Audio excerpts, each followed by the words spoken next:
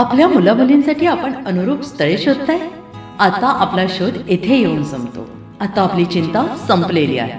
आपल्या मुलामुलींसाठी अनुरूप जोडीदार शोधण्याचा निवडण्याचं एकमेव केंद्र शादीबंधन वधूवर सूचक केंद्र. या संस्थेमध्ये सर्व समाजातील 70,000 पेक्षा जास्त स्थळे नोंदणी असलेले असे शादीबंधन वधूवर सूचक केंद्र. संपूर्ण महाराष्ट्रात आणि कर्नाटकात प्रसिद्ध असलेले एकमेव वधूवर सूचक केंद्र म्हणजे शादीबंधन वधूवर सूचक केंद्र, ज्यांच्याकडे आहे सर्व समाजातील सर्व जाती आणि पोटजातीतील 70,000 पेक्षा जास्त स्थळांची नोंदणी.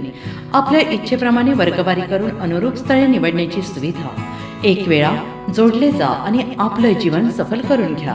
हजारोंनी याचा लाभ घेतला आहे. आपणही आपल्या मुलामुलींसाठी, विधूर, विधवा, वयस्करांसाठी योग्य स्थळांची निवड करा. एक सुवर्ण संधी घेऊन येत शादीबंधन. आजच संपर्क करा. शादीबंधन वधूवर सूचक केंद्र, लोकसंदेश न्यूज ऑफिस समोर, महाराष्ट्र स्क्रॅप जवळ, 100 फुटी road, Sangli. Pincode 416416. Customer care number 9922864545. आमच्या वेबसाईटवर स्थळे पहा. आमची वेबसाईट आहे www.shadibandhan.in.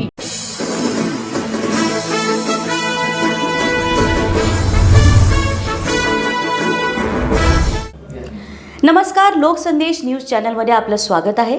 पाहूयात आजची विशेष बातमी. राज्यकर्त्यांनी तहानलेल्या जतला पाणी देण्यासाठी आग्रही भूमिका निभावावी. हबप तुकाराम बाबा महाराज. सोनाळमध्ये पुण्यश्लोक अहिल्यादेवी होळकर जयंती साजरी.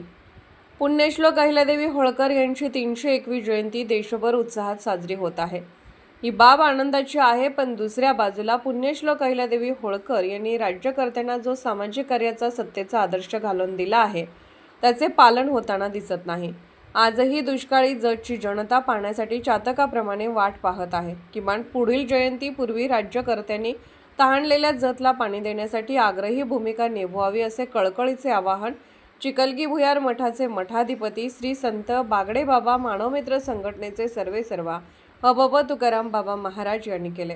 तालुक्यातील सोनाळ येथे पुण्यश्लोक अहिल्यादेवी होळकर यांची जयंती विविध उपक्रमाने हबप तुकाराम बाबा महाराज यांच्या प्रमुख उपस्थितीत पार पडली.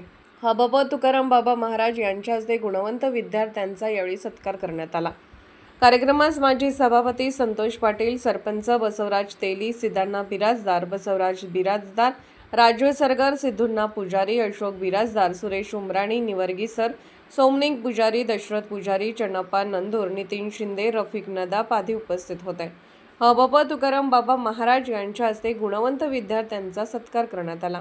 यावेळी बोलताना हबप तुकाराम बाबा महाराज म्हणाले, 2018 पासून आपण स्वतः पाणी संघर्ष समिती मानवमित्र संघटनेच्या माध्यमातून जत पूर्व भागातील पाण्यासाठी संघर्ष करत आहोत. जतला द्यायला पाणी शिल्लक नव्हते हे कळायला आम्हाला 40 वर्ष लागली. ज्यावेळी पाण्यासाठी संकते मुंबई मंत्रालय पायी दिंडी काढली तेव्हा तत्कालीन जलसंपदा मंत्री गिरीश महाजन यांनी जतला द्यायला पाणीच नसल्याचे सभागृहात सांगितले. तोपर्यंत केवळ पाणी देणार अशी दिशाभूल करण्यात आली. प्रत्यक्षात जतला द्यायला पाणीच नव्हते. तर या आंदोलनानंतर व भांडाफोड झाल्यानंतर तत्कालीन जलसंपदा मंत्री आमदार जयंत पाटील यांनी वारणेतून जतला पाणी आरक्षित केले. जत पूर्व भागाला वरदान ठरणाऱ्या विस्तारित म्हैसाळ योजनेचे काम गतीने सुरू आहे.